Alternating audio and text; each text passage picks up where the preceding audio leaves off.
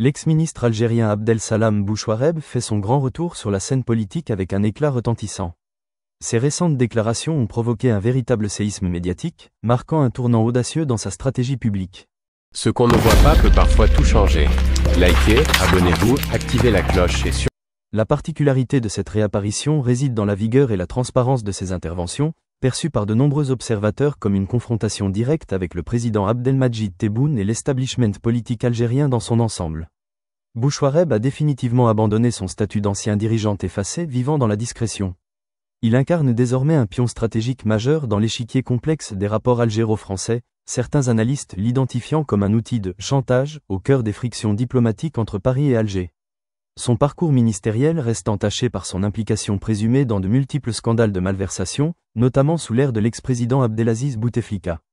Les tribunaux algériens l'ont frappé de sanctions drastiques, totalisant près d'un siècle d'emprisonnement pour appropriation illégale de milliards de dollars publics et orchestration d'un système complexe d'entreprises et de comptes financiers dispersés nationalement et internationalement. Paradoxalement, malgré ces verdicts accablants, Bouchouareb bénéficie d'un refuge français sous une protection tacite jamais formalisée. La France a systématiquement rejeté les requêtes d'extradition algérienne, alimentant les soupçons qu'il constitue un instrument de pression politique contre Alger. Après des années de relative discrétion, ces interventions récentes révèlent une transformation radicale de son approche communicationnelle. Il s'est lancé dans une offensive critique sans précédent contre des personnalités centrales de l'ancien système, ciblant nommément Sellal, Ouiaïa et Haddad, qu'il désigne comme architectes des réseaux de corruption, tout en tentant de se repositionner comme victime d'une machination, orchestrée plutôt que comme complice actif du dispositif. Ces révélations s'inscrivent indissociablement dans l'amplification des frictions entre l'Algérie et la France, exacerbées par les contentieux mémoriels, migratoires, économiques et les divergences concernant les dossiers régionaux libyens, sahéliens ou sahraouis. L'Algérie a initié ces dernières années une stratégie ambitieuse de diversification partenariale, établissant des collaborations renforcées avec l'Italie, l'Espagne, la Turquie ou les États-Unis, érodant considérablement l'hégémonie stratégique que la France maintenait historiquement dans la région.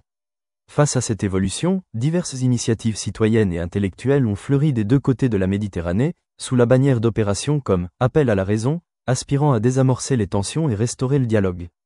Néanmoins, elles ont essuyé une réception glaciale des autorités algériennes, qui estiment que la problématique dépasse largement un simple malentendu diplomatique temporaire. Cette crise révèle une défiance structurelle profonde, fruit de décennies de comportements perçus comme hautains et paternalistes de la part française, caractérisés par le non-respect des engagements mémoriels et la persistance d'interférences dans la souveraineté algérienne.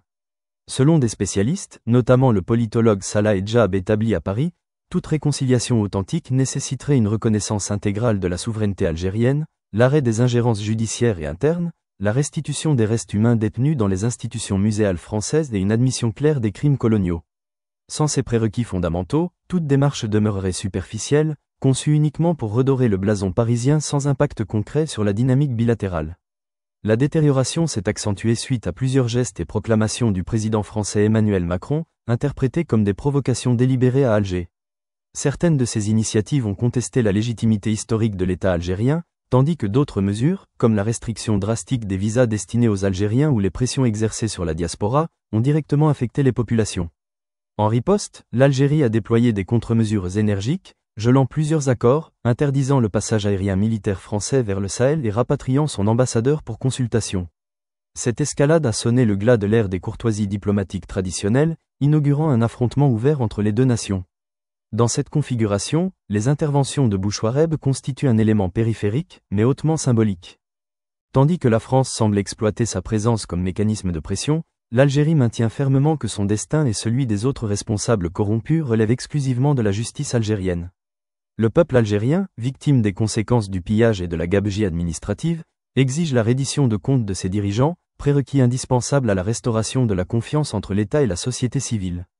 Désormais, les rapports franco-algériens transcendent les liens linguistiques, historiques ou géographiques traditionnels. Ils se sont métamorphosés en terrain d'affrontement où se heurtent souveraineté, dignité et enjeux économiques stratégiques. La France s'efforce de préserver son ascendant traditionnel, pendant que l'Algérie impose de nouveaux paradigmes basés sur l'égalité et la multiplication de ses alliances internationales. Les questions mémorielles, migratoires et économiques persistent comme foyers de tensions explosifs, susceptibles de déclencher de nouvelles crises à tout instant. L'interrogation fondamentale subsiste. Ces initiatives réconciliatrices peuvent-elles véritablement restaurer la confiance mutuelle, ou les antagonismes sont-ils trop enracinés pour être apaisés par des gesticulations symboliques? Paris saisit-il que l'Algérie contemporaine refuse catégoriquement les pratiques héritées du passé, ou la spirale conflictuelle va-t-elle s'amplifier? Une certitude demeure, le contexte régional, s'étendant de la Libye au Sahel via la Méditerranée, continuera d'exercer une influence déterminante sur les relations bilatérales.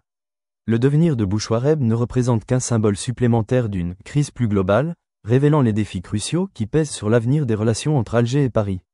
En définitive, tout observateur averti se trouve confronté à une question cruciale. Sommes-nous témoins de l'amorce d'une fracture définitive entre la France et l'Algérie? Ou assistons-nous à un nouveau chapitre de turbulences passagères dans une relation historiquement et géographiquement indélébile? Ce qu'on ne voit pas peut parfois tout changer. Likez, abonnez-vous, activez la cloche et surtout, ne tournez pas le regard.